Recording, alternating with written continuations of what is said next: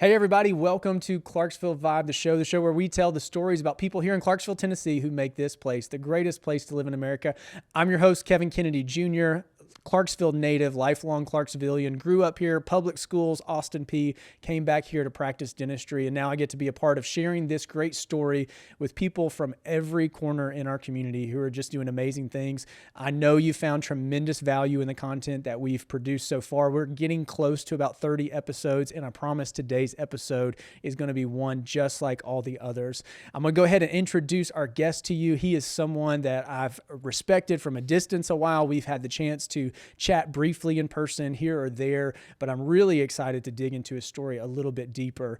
He is one of these stories where someone came to Clarksville as a part of the military, serving our nation, and just has given it his full go, full energy, all the gifts that he has and his family has, bringing them to our community and helping us grow as a community in a number of ways. He's Devin Ramos, husband to Shelby. He leads things like Maid In America cleaning services, Simplifi Real Estate. He's still active duty in the military. And so I know that as we unpack his story and what has led him to really be this budding entrepreneur and leader in our community in lots of different ways, you're going to find a lot of value. So make sure you stick here to the end of this episode. But Devin, man, thanks so much for taking the time to be with me today and jump on and talk about your story and what makes Clarksville special to you. Yeah, of course. Well, thank you, Kevin, first and foremost for inviting me on. I appreciate it, and I look forward to our conversation. Yeah. So, full story, you were one of those people, that I had a list, and I was like, Devin's somebody that I've got to include at some point, either you or Shelby. And then randomly on social media, you made this comment of like, if I were ever on a podcast, what do you think I should talk about? I'm like, well, let's find out. And so here we go. Yeah. It was such great timing. I was just kind of putting it out there.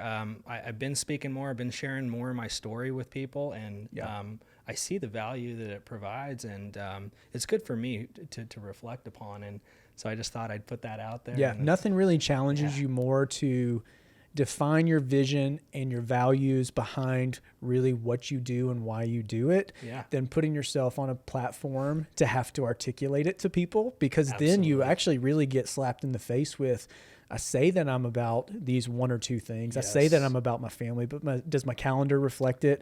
I say that I'm about serving my community, but does my budget, my balance sheet, does that reflect it? Yep. So talking about yourself is fun. It's everyone's favorite topic. That's why this podcast is so easy, but it's also a challenge. Yeah, absolutely. And, to your point, in addition to that, I think occasionally you'll get a question that you're like, yeah, that's a good question. And it really causes you to think more at least for me, at a deeper level. So. Yeah. I had an interaction just this morning, and it's along similar lines of what we were talking about. And I don't mean to bring myself into it, but this person that I was talking to was like, yeah, that's your mission and your values if you don't believe that God's faithful. Yeah. And I was like, oh, that's kind of kick in the face, or kicking another body part, so that I don't know if we can say on a podcast or not. But it was, one of those moments where, like, as you start to really, put leather onto what you do and why you do it, and you do it around a community of people who are helping push you and cheer you on and challenge you in certain ways, then I just feel like your life begins to grow and bud. And from what I've seen from you from a distance, I feel like that's something that seems important to you, and something that you're purposefully and intentionally doing in different pockets, whether it's small business like your Maid In America, or the area of real estate, or the world of military service and veterans. But I'm really excited to kind of dig into some of that with you today. Yeah, absolutely. Let's do it. So one of the things that in our prep guide that you talked about, I just said, how did you articulate your why? That's something that I've seen you talk about on social media a lot. And Simon Sinek is that leader that kind of brought this whole idea of identifying your why and determining what your values are for that. But you said everything flows from your faith. Your faith helps give you a definition of why. So my question to you is, like, how'd you determine what that why was? Was it around the time where Simon Sinek created this idea, and how did you articulate it? And has it changed over time? Yeah, absolutely. It's definitely changed over time. And I will say it's still developing and probably always will be developing. I think it's just part of my story, part of my journey. But initially it just started with, I would say kind of superficially, right? Like, I read a book called Man's Search for Meaning, and I wanted to go do great things. I just had this like I give it like a natural desire within myself. And as I started to kind of answer that calling, I kind of like discovered things that drove me. I'm a family man, I do a lot of things for my family and stuff. It kind of the more superficial level, but as I started going deeper, the deeper I got, the better questions I started asking, and then the deeper I went.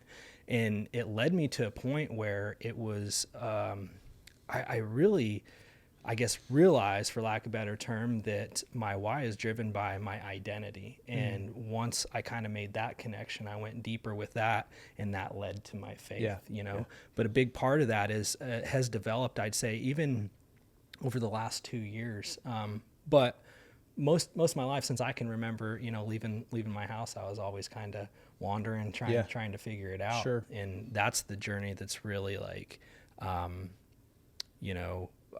guess in my mind allowed me to conceptualize why do I do the things I do? Right. So like from what I'm hearing from you, and I don't know your whole story here, but you said like determining that it was kind of about your identity, then led it to your faith. So was, like becoming a person of faith part of this process, like as you're figuring all these things out, or like you were a person of faith before this time? So 100%. So I grew up in Idaho, in a small community, about like 1,500 people, where everybody there is predominantly Mormon. So that's kind of how I grew up. But then when I was always like nomadic and just wanted to leave the house, full autonomy, do my own thing, I started going to school and at the university, and I just kind of, I think like all 18-year-old kids, was kind of lost. And I met a few friends that kind of introduced me to their faith, and I was like not really about it, but there was just something in my heart like driving me towards it. And I started to self-discover and got linked in with a non-denominational church, and then it just kind of really grew. Okay. So I've really been a Christian since 18, 19 years old. Gotcha. But where it started out was I just I had this desire to always take care of things, like discover my gifts and always maximize my gifts. I always wanted to like do a good job. If I felt like, there was something in me that gave me an edge to win, then I needed to win. Yeah. And, when I started to chase that down the rabbit trail, I was like, why? And that kind of led to stewardship. Yeah. And I started to realize like, it's a part of my faith. It's being a steward's a part of my identity, but it's supported by my faith. And that's why I'm so passionate about it. So, it's the same for like being a warrior, same thing. And just being a servant of people all around me. So there's some loaded words right there. Yeah, so, for sure. Warrior, steward, servant, someone with a military career such as yourself, and then you're developing these entrepreneurial gifts and kind of launching what will one day be a second career, if it's not already. What are those words meaning to you? And let's talk about warrior, for example, because my definition, I grew up on a small horse farm that's right at the section of Trenton Road and 101st, 5 generations deep, don't really have military service as part of my family history. So I know warriors from a distance and from what I see in the media, but this has been a significant part of your life. And so what does that word mean to you? And like, how has it shaped what you're about and how you go about day-to-day life? Absolutely. So I think it's really been shaped over time, right? So as early as I can remember, I was fortunate to have a father that was, vested in my life, and he was big on wrestling. So I grew up wrestling. Okay. So what it started with was like, kind of like going to battle with an opponent, right? And building yourself physically, sharpening yourself mentally, and just being prepared to endure that challenge. Just being a wrestler, for anybody out there who's a wrestler, like we used to call it sucking weight, cutting weight. Like going through that whole transformation is mentally draining, especially when you're a kid. So it kind of started there, right? But then it got a new meaning when I joined the military, and I wanted to actually serve my country and be willing fully to sacrifice my life for everybody's inalienable rights in the United States. So it kind of took a different shape over time, but really what it is to me is just somebody who is passionate about being their best physically and mentally to be able to perform on the battlefield to protect something of value, right? Which is our freedom here in the United States. That's kind of what I hear from guys like yourself, like these total, bad dudes, bad mamma jammas, that like your career is not anything like my career saving the world one baby tooth at a time. Like, but I hear this theme of protection, and it's such a deep virtue that I think, when I've heard guys who serve in your unit or have had careers in your unit in the past, like this idea of protection, not only for your family, but for values and for freedoms, is so central core to who you are. It's kind of hard for me to relate to because I don't have, nothing that I care about my family very, very deeply. But, in terms of protection, there's not a lot of active protection that I'm doing on a day-to-day basis. Like it's just kind of like back end and nerdy stuff on a spreadsheet is what I do as far as protection. But it's very encouraging and challenging to hear that perspective communicated by, service members like yourself or veterans.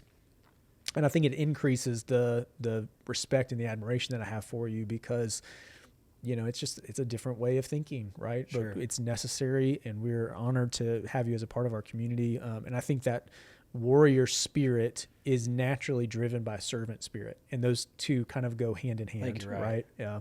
And then the stewardship aspect of it, I would imagine that has grown somewhat because as you are operating these multiple businesses, now you have more resources to steward, right? And so how has that grown over time? Yeah, absolutely.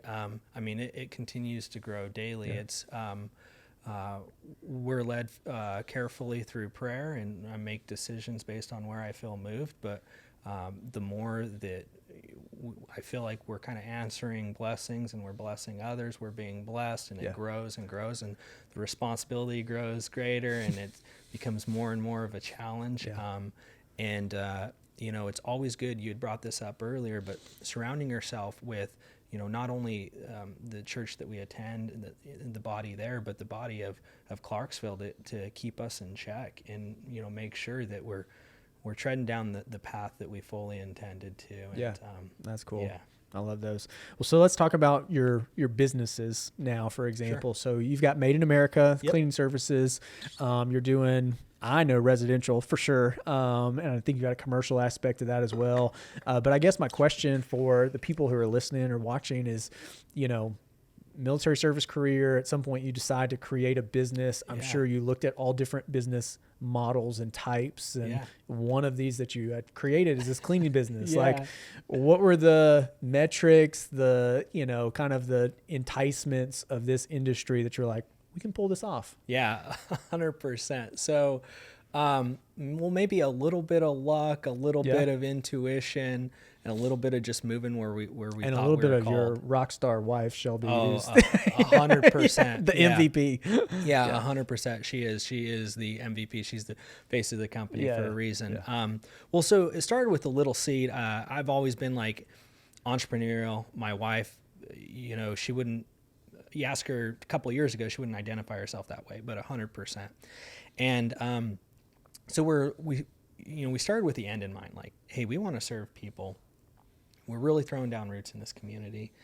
What does that look like? And Shelby at the time was in a point in her life where she was helping out a lot of people that were in her same situation, just really busy families, maybe struggling mothers with a spouse that's deployed and things like that. And I don't know where she got it at what point in her life, but she was just a cleaning fanatic, and she's really good at it. So kind of putting those two together, because of my entrepreneurial, spirit, I was like, well, we can build a business around this, right. And it was like very quick. I mean, it was like we decided and we're like, okay, go. And it's just kind of like grown from there. So did you originally have the vision of that? Like Shelby's got these skills and talents. Obviously, like she's got a high level of trustworthiness with clients and in people's homes who you're entering or businesses whom you're entering. Did you know from the beginning that like this was going to grow beyond her? And was that always the goal? Or like, hey, no, Shelby was just so awesome that it like grew to the point where she couldn't handle anything more, and just like by necessity we started to add these people into our team? Yeah, I think probably the former, just because I tend to be visionary and like I'm just optimistic. Yeah. So I was like, yeah, of course, why not? It's actually a gift because not all of us have that optimism. I appreciate it. Well, I was like, hey, sky's the limit. Yeah. Why not? But I didn't quite have like the concrete vision. But yeah, very quickly, I was super busy. I still am with the military at that time, but I was just coming off of a deployment, and so I was more busy in particular at this time. And it just kind of started with Shell asking questions, and she was kind of like the hands and feet, and we were going back and forth. And it's like, oh well, I guess we need to hire somebody. Okay, well. I drew from experience. I owned a landscaping company to get through college when I was younger. So I kind of drew from that experience, asking other people, talking with people, and kind of went like that. And then it got to the point where it was like, all right, I need to take a more of an active role, and I'm also able to take more of an active role because of my position in the military and shifting around and stuff like that. We're super blessed there. So it evolved over time. So what is it right now? What's the mission and vision of Maid in America, and where do you find your niche now? Yeah, 100%. So predominantly, we have the same customer type. It's predominantly residential, right? But it's just busy households that they need that mental relief of a clean household, and they're not really capable of doing it themselves because they're so busy, they're in and out. But on the commercial side, it's, we do some small dental offices. It's the same type of person that is just super busy and needs somebody to come in and clean up for them. And so that's kind of like our target avatar, if you will. But our vision for what we want to do is just to continue to become a vessel for the city. So for the most part, we're focused, on our customers and our employees in the community. So we have a like community outreach that we're focused on right now. We're partnered with the Tennessee Children's Home to help provide education over there. So that's something that we do. Our greater vision is within the next 2 years to have our own building, have 50 plus people on staff, and just be able to serve as many people as possible within the community. So you're operating this business with Shelby, who's your wife. Two spouses involved in one business is sometimes total blessing, and sometimes it's a challenge, right? So are you the guy that's pushing the vision forward, and Shelby's like, I don't know if we can do that, or is she right on board with you? Because everyone's personality is different, and it's not a negative to be more of the cautious personality that's like, okay, that sounds great, but do you know what payroll is going to be like that? And do you know how many households we're going to have to add to get to 50 people to support them? Because that's where I am sometimes. And, Adonya's the one who's like, no, you can do it, Kev. Go for it. I'm like, I don't think you know. I don't think you know. Yeah, I love that. So Shell and I were chatting this past week, and actually it was in church. So Pastor Mike had brought up something with personalities and mentioned like the Enneagram. And so Shell knows this thing and tells me mine. And the first thing we discover is that we're complete opposites. Yeah. But like, that's why we get along so well. And it's a challenge for sure, but Shell will tell you, she'll say this a lot. I'm not a visionary, but I think she is. We're all growing at a different rate. I'm a managing director, so I'm definitely the visionary just by nature of my role as a leader in the company. But yes, she does quite often. Well, no, what about this? What about? I'm like, then we'll figure it out. Yeah. That's awesome. But I enjoy it. It's a good time. So, your industry's honestly very similar to mine. It's just a service-based industry, right? Yes. And you're dealing with the general public to a large degree, different expectations. You're kind of figuring out what does this customer need and want, and yet you're also like, you have these employees and you have a really significant bond and responsibility to providing the livelihood for these employees. And obviously they do an incredible job to allow you to do it. But you've gone from one team of Shelby with your vision behind it, maybe to, 15 to 20 people at this point. What's been the challenge of growing an organization that's not 100 to 200 employees, right? It's 5 to 20. That's a pretty significant challenge.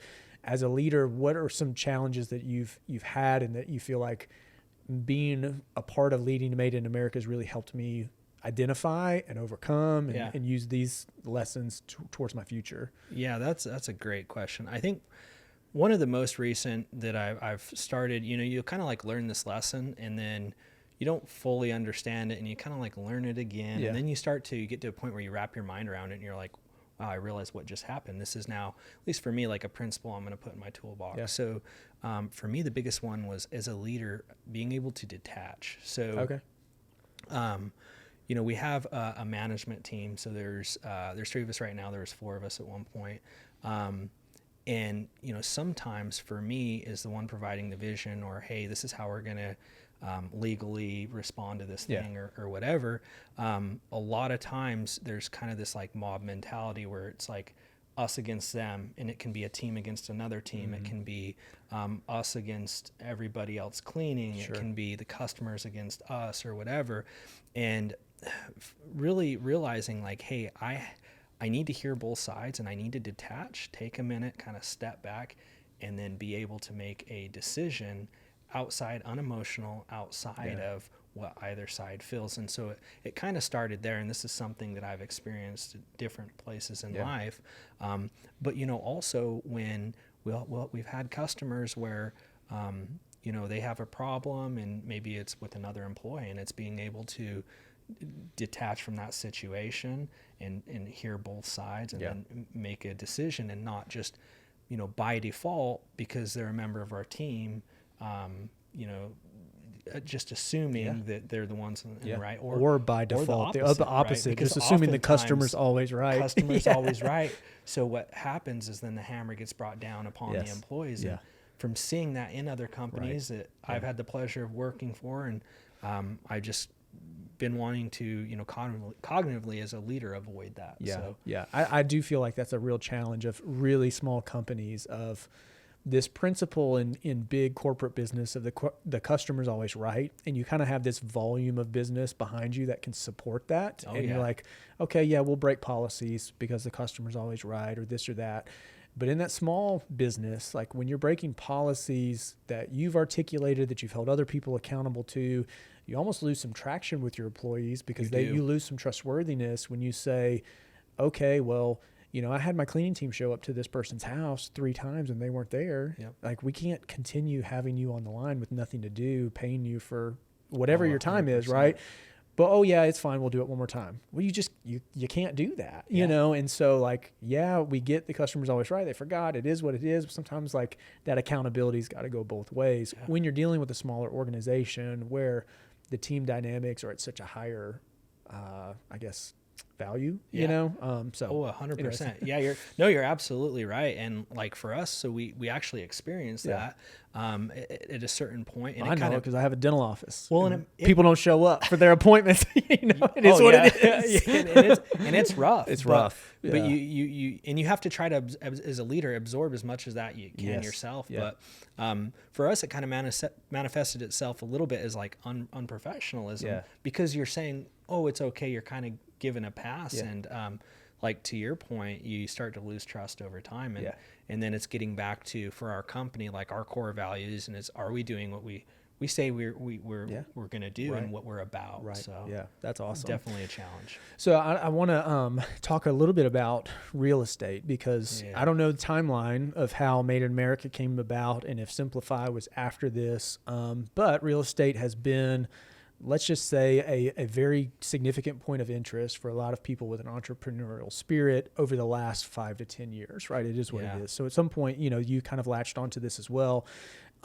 Clarksville has just been an amazing market for people to really find some opportunities to, make big wins, probably have some big losses along the way. But what attracted you to that industry, and adding that into your life in a certain way, and not so much about dollars or profits and, things like that, but where do you feel like you're adding value by the gifts that you bring to that industry in our community? Yeah, that's a great question. I love that. So funny enough, it really started like it did for a lot of people, watching a lot of, Joanna Gaines and HGTV and probably 3-4 years at least back. Like I can remember Shelby and I watching HGTV and just being so fascinated with the like renovation process. And then what we also really loved was like a couple that had full autonomy to do whatever they wanted and got to work together. So that kind of led us to like discover Airbnbs, and we stayed in some like VRBOs and Airbnbs, and we're like, wouldn't it be so cool to like own a home in Florida? We can just go down there anytime. So that was like the seed. But more so, we just like the idea of owning a piece of something that was like tangible. And of course we all know like real estate, there's a ton of value there. It's a hard asset. And so that slowly turned into, well, what if we do a rental property? Because it'll be a little more passive. It should be a little more hands off. Should be right. We could provide homes for renters, and we get to control how that home is rented, because we had horrible renter experience as renters. And so it kind of started there. So we did like just one, and then we did another, and then we were like, well, let's get a few more of these. And then I became so fascinated with the entire process. So for our company, from the beginning, it's acquisitions. Well, we're working with customers and homeowners that we're providing a solution to. So they want to sell their house. It's not somebody who we're trying to get them to sell their house. Like they want to sell their house. They need somebody to buy it. They need a solution to their problem. And that drew me in as a servant. And then as we started doing that, then of course we're like, well, we've got to do something with these homes. Like we can't keep them all.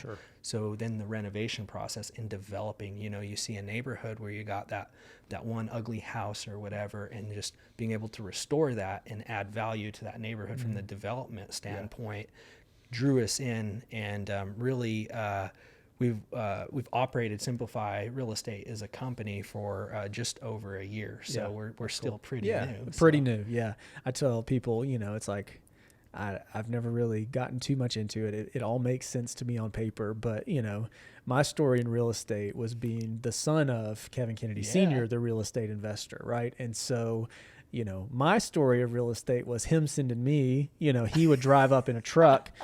I'm a 15-year-old kid. And he'd like send me to the door to try to like collect these people's rents. I'm like, I'm 15. Look at me. I weigh 130 pounds. Like, what, you sending me up here? Like, dogs barking, smelling, all this stuff, 'cause he's always kind of managed his own stuff, and that's changed over time. Or, I tell people he would like drop me off with a bag of crystals at some rental house that somebody just moved out of. It was like, I was the cleaning crew, you're the cleaning which crew, was great lessons, but it's like, that was my only experience with it. And so it wasn't until, probably my 30s where I started to have colleagues and friends and people who were my age that were like, well, yeah, there's a different side of that too. There's different ways you can handle it. And, your dad taught you a lot about hard work and, put your hands in stuff that you didn't really want to do, but you don't necessarily have to do that. Cause I'm like, I have no interest in going and doing that now, So, but I love how people's journey of education has different points of interest or like origins. 100%. But then you do see the value in it, and you see that there's a lot of opportunities to serve, and there's a lot of opportunities to add value into it. So I do want to talk a little bit about your military career, so one of the things that, I was telling you, like I grew up as a civilian, I don't have much military experience. My maternal grandfather was a military service member, retired long-term. But we hear a lot of terms get thrown around in the community of the people, let's just say, that are good old boy Clarksvilles, right? Yeah. We don't really know what they mean. So like, I know on your bio, you've said you're a Green Beret, right? Yeah. And to me, that's just translation is to don't mess with him. Like he's, you don't have the skills in order to do that. There's a level of warrior status that, you don't know anything about. But just for the people who know nothing about the military, what does that term mean? Yeah. So Green Beret, we're identified by our headgear, right? It's Okay. a Green Beret. It was bestowed and given to us by John F. Kennedy. Okay. So that's where I should have known that. Yeah. Right. Yeah. So that's where I got that's where we get the name from, Okay. right? But all it means is that it's basically our job title, right? Okay. So we're special forces within the Army. Okay. So yeah, that's what that comes from, and it really is just a title that means that we met the criteria. We went through what we call in the military the suck, right? Okay. Mentally, physically, we're capable of doing hard things to get an opportunity to operate on a team and then go out and do all the good things on the battlefield. So that's And so one of those teams is here at Fort Campbell in our community, and there's other teams, different stations around the U.S. Yeah, so 5th Special Forces Group is here at Fort Campbell. It's All where right. where we're stationed, and there's a few different Special Forces groups. Nice. We're regionally aligned, right? Gotcha. So what that means is my unit's here, and then within our unit we have the different teams. Gotcha. So there's several different teams of 12 of us. So at what point after joining the military where you're like, because this seems very elite, right? So that's what I'm picking up on. I'm going to go for it. I'm going to try. Yeah. Very quickly. Really? So this goes to like stewardship, maybe some competitiveness, things like Probably that. A lot of competitiveness. But I started in the Marine Corps. So similar to you, I didn't have any family other than an uncle and a great grandfather that was in the military. But I was pretty, detached from that. But I wanted to join the Marine Corps just to serve. The thought was, hey, 30 years from now, if I look back and I didn't serve our country, I'm going to regret it. That was that simple. Joined the Marine Corps, joined the reserve so that I could have the job I wanted, which was infantry. And I thought I was going to deploy, and that's what I wanted to do. But it didn't happen. So I was kind of like deterred right away and started to figure out about these other elite forces, and I was drawn in, and I was like, heck, I just want to try out. And then did a lot of praying about it, and took the leap pretty quickly. So I actually went through a process to get an opportunity to go through what we call selection. That's like the initial process to become a Green Beret, and did that, made it through, and transitioned from the Marine Corps to the Army. And so I was a Marine, and then all of a sudden I was a soldier. And it happened pretty quickly over like 2.5 year period of time. Yeah. Wow, that's pretty cool. So for us civilians that are maybe not connected to the military, in terms of, not that we could ever return our favor, so don't hear me say that, but in terms of supporting our military members who may be in this like neat niche elite group that you're a part of, because I what I'm assuming is similar to the 160th, your deployment schedules are different. The stresses on your spouses are different, right? The stress on your businesses are different than maybe someone who is full-time still here that maybe doesn't deploy as much or with more notice or things like that. What do you feel like the ways that our community can support our special forces operators and their families that, maybe you don't have or as a group, you don't have an opportunity to say that too much? Yeah.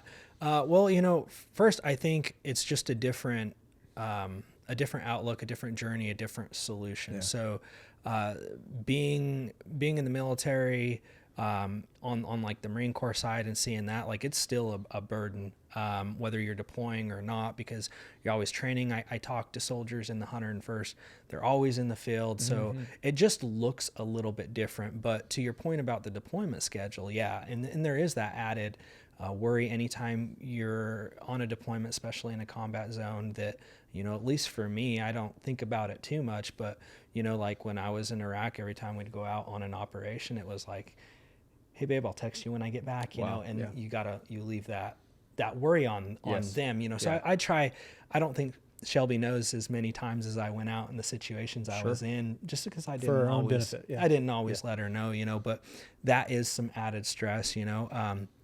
But I think largely we get it from this community. Yeah. I think what I really appreciate is when we're listened to understand the community as a whole, not necessarily generalized, but just like listened to as a whole, and like understanding, you know, from my experience living in Clarksville, what I've seen is, you know, the amazing people like you that are natives that grew up here. And then you got the military side, and you got a little bit of the military side that came here, you know, in the early 50s, 60s, whatever. And then like, now they're natives by way of the army, right? Yeah. So like you have that part of the military, like native makeup. And I think I feel really grateful for my experience so far in the way that people, you know, try to understand for the most part. So I don't really know that I would recommend anything changed. I mean, one thing I did, just, you know, so you make decisions as an owner. Sometimes you're like, I don't know if it's right or wrong, but it's a decision I made, and this is where we're going. But I had someone on my team who's spouse of someone in the 160th, and, you know, he was just gone a lot, you know, and without notice, and, you know, or without very little notice. And she was just very stressed when he would leave. And I just remember talking to my practice manager. I said, we need to communicate to her that if it's about a deployment or a return from a deployment, attendance policy doesn't matter. Yeah. And I was like, it's not fair to anybody else. Sure. It's not. But this is our gift to her, and it's what we can provide her in this moment. It's one way that I can just say thank you, because, you know, all of the outside things that are happening around your world are, you know, like for you to have to be here at 7:45 and you just found out your husband was leaving last night, and you got to figure out how to get your kids to school because normally he was taking them to school. Like, you don't have to be here at 7:45. Get here when you can. And so I hope that more people are doing that, just recognizing the challenges that you have. But I also am really grateful for not only your service to our nation, but your addition and value to our community, because what I think is awesome is, as natives and civilians, we can kind of detach from this, like, military members entering into the community wholeheartedly, but giving you the opportunity to say, like, I'm doing this from a servant spirit. I'm, you know, this is why I'm doing this. It's not that just Clarksville has the cheapest housing market for us to stay in. No, we find value in this community, and we want to continue to add to it. I hope gives all of us who are like myself an added appreciation when we can support businesses like yours, or connect you with people to help you grow your businesses, or whatever it may be. I'm going to go ahead and transition to the lightning round, which is the last little bit. Let's just fun questions at the very end. I know you're a marketing guy. You love to talk about it. One marketing pearl of wisdom that you've learned in one of your two businesses. Understand that you're marketing 24/7. My definition of marketing is if you're in the marketplace, right, as a business, there's a value proposition. You have some value that you're providing to your customer. Marketing is just simply, how do you message that and get that into their hands? Yeah. That's really it. So I think understanding that, like, everything that you do shapes the way people are influenced and the way that they're moved towards being, like, open to the value that you have to be able to receive it. It's huge. Go to date night in Clarksville. Strawberry Alley. Nice. Very cool. One person in Clarksville you would love to sit down with 1 hour and pick their brain. Leo Milan. Probably at the top of a lot of lists, right? One person that you are either serving with now or have served with in the past, or, you know, are closely connected to through your military service, who has chosen to stay in Clarksville, and you look at them as a mentor, or you're just cheering them on because they're doing amazing things. Yeah. Tomas Hernandez. Okay. Yeah. I've never had the chance of meeting him, so let's 100%. Give us a little info. So Tomas was a team sergeant of mine. He's still in this community. He's been in this community for a while, raised his kids in this community. He's in 5th Special Forces Group as well. He's a sergeant major now over there. But, you know, he is the epitome of a good leader to me. He was one of the leaders early on, like one of the most impactful leaders early on I had the pleasure of working for. So And he's got a servant's heart as well. So love it. That's awesome.